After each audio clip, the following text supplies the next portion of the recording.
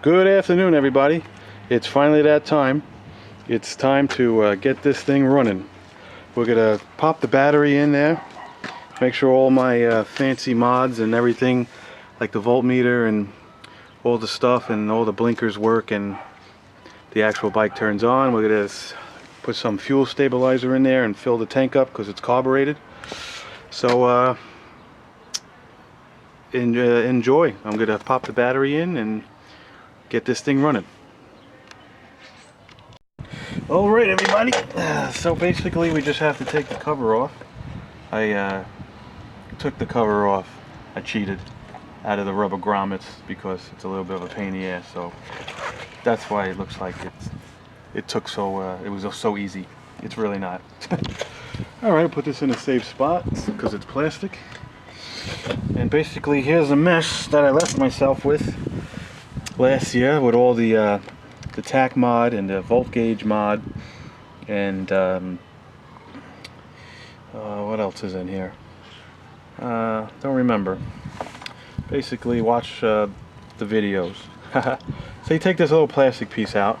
This obviously goes on the front of the battery and holds everything from the factory. It doesn't matter, it's not that dirty.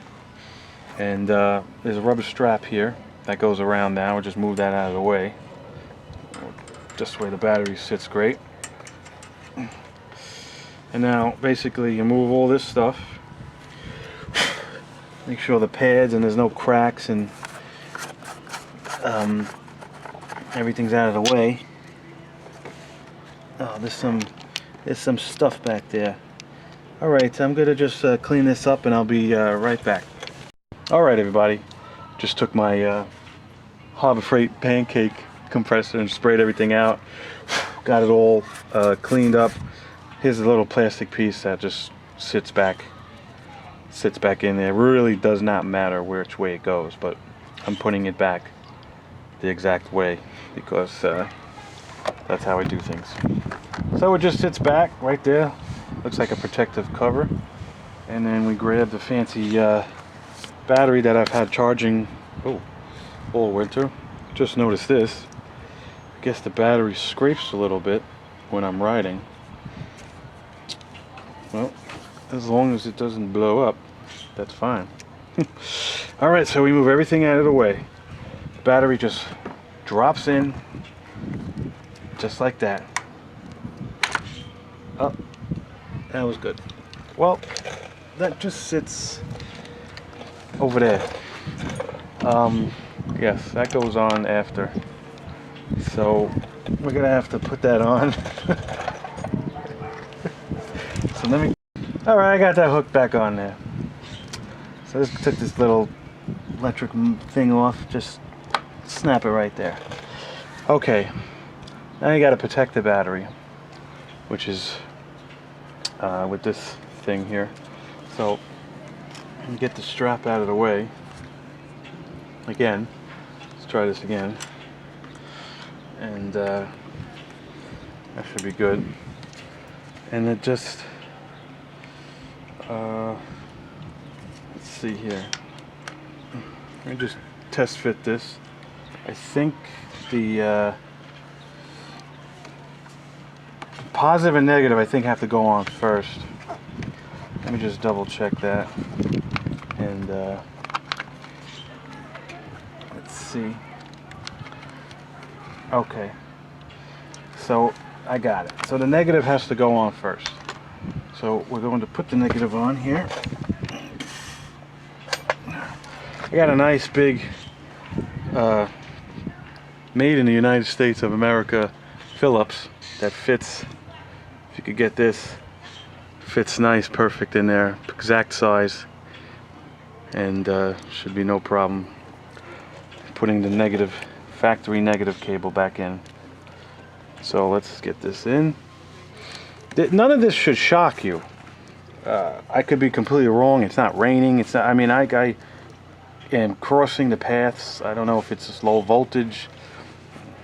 I just don't worry about it. I don't know if I would definitely hit the positive and the negative to the frame, but definitely touching it and manhandling it like this. This way the screw is in.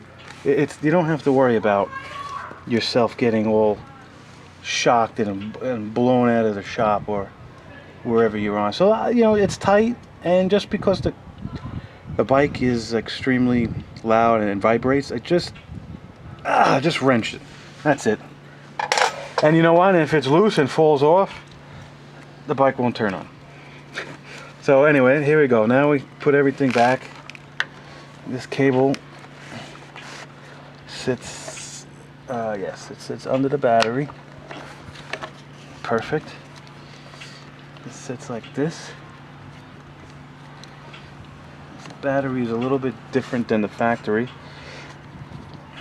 And this sits like this. So now the trick is to get this strap down. Perfect. Oh, no. Just move it a little bit like this. And it's just getting it on a little piece of plastic, which I've done 100 times without the camera on. Let's try a different hand.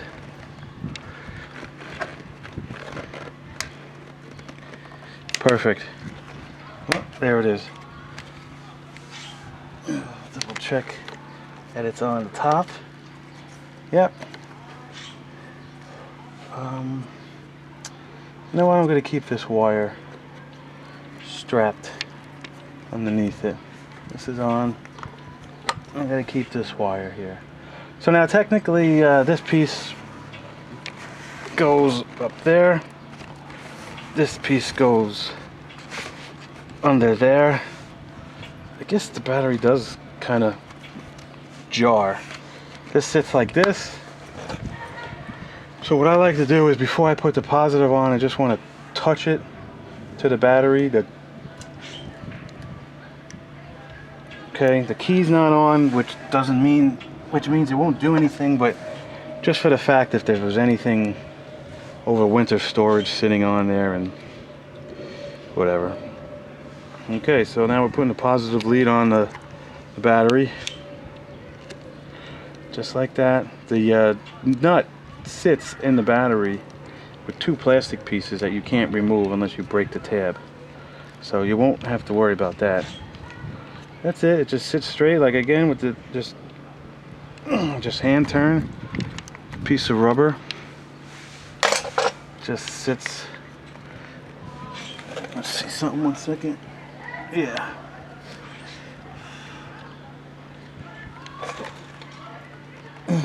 This piece of rubber just kind of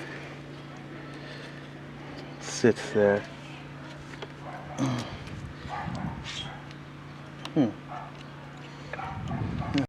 All right, I got the boot sitting. It's all plastic anyway, but boot's sitting perfect. Now there's these little things that, unless you took like a mental picture, all these little whatever it is from the factory just kind of just sit in there. This little wire kind of, you could tell from last year, the wire has like memory, like muscle memory. You could tell that this one sits there like this. Oh, a second. Here we go. You just wiggle it. It sits like that. This big guy sits in this clamp.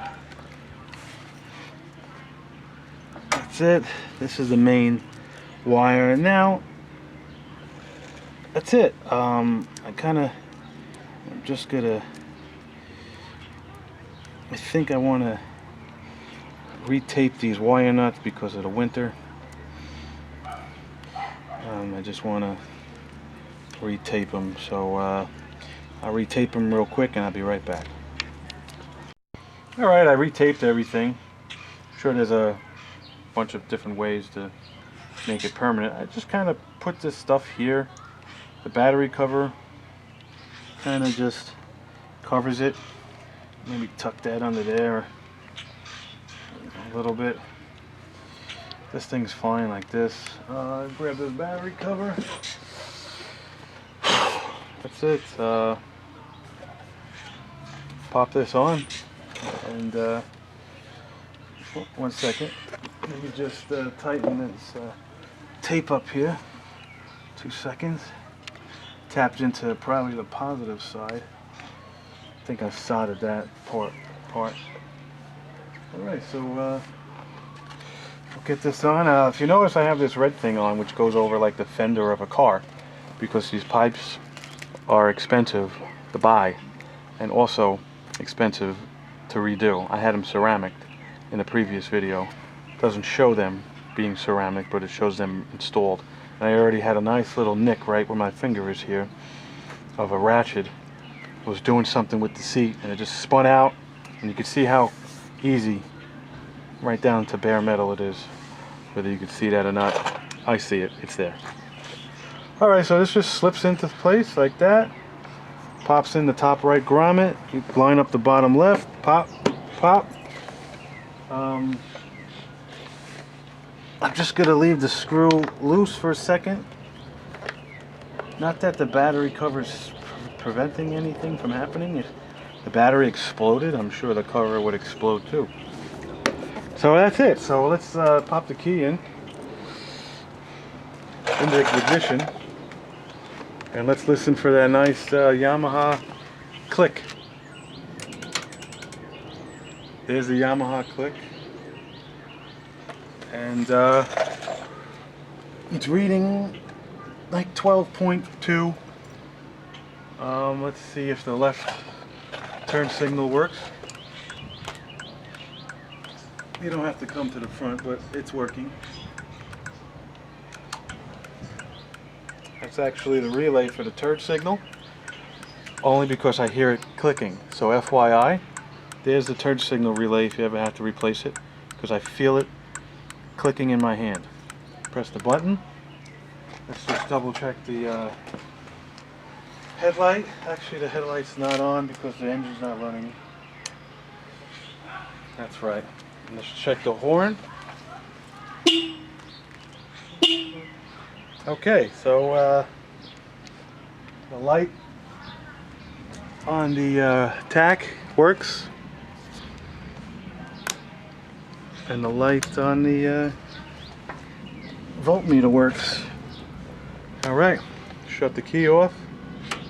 Now my next endeavor is going to be putting this seat on. I'm going to touch upon what I did real quick.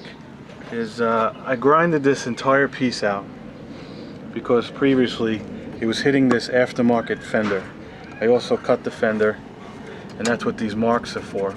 The bottom of the seat, every time I hit a bump, would hit and just chew this up. This is another project that I have to get redone. So extremely long story short, the shock and strut was customized about 2 owners ago. I didn't replace it, but it's a very long story. Basically, there's a collar down here with the tool, and you could loosen and tighten the tension of the spring. So I put it on number 6 for right now. I was stuck on 1, and that's why the bike in previous videos looks a little bit slammed, as they call it. So I'm going to tighten these right up. I'm going to put the fancy plate on here. I'm going to put the seat on. I'm going to test that everything works with the seat on, and then we'll put some stabilizer in it. We'll fill up the tank, and then I'll start it up. So let me get some more tools for the seat, and we'll be right back. Alright everybody, throwing some gas in. Obviously I'm using this jug because I remove all the gas in my driveway, and I'm unable to get gas since there's no gas in the tank. So I got these jugs, and I'm just filling it up. If you want to take a quick pan down to the seat, the seat's installed, tightened, ready to ride. If you check out my old videos and compare the two, technically the lights, everything's back to normal. It's just a little bit of metal is grinded by the fender. Can't really tell, but we sat on it, we jumped on it, and now I'm pretty sure that I'm fully fully capable of not bottoming out this year. And I also put the strut shock combo and spring combo on 6. So the bike sits higher and there's a little bit more tension in the spring, so it's a rougher ride. Alright everybody, moment of truth. Spring 2014, April. Everything's done, tight, bolted on. Gas cap's on, gas is in it, choke's out. And let's see how long it takes to start for the first time. It's on. I don't know what that noise was. Alright.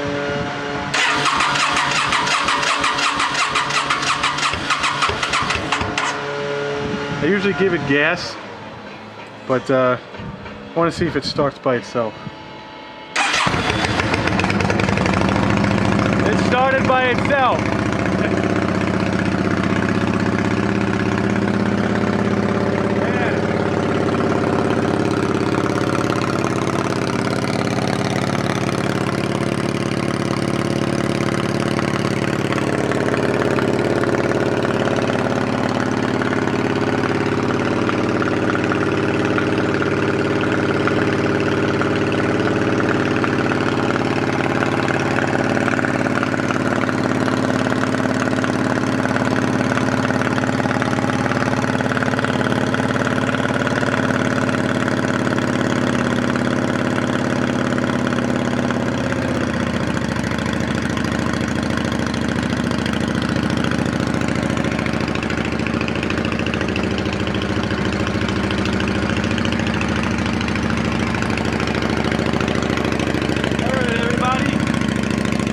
Top it off with some fuel, put some stabilizer in it, and everybody be safe for the ride of 2014.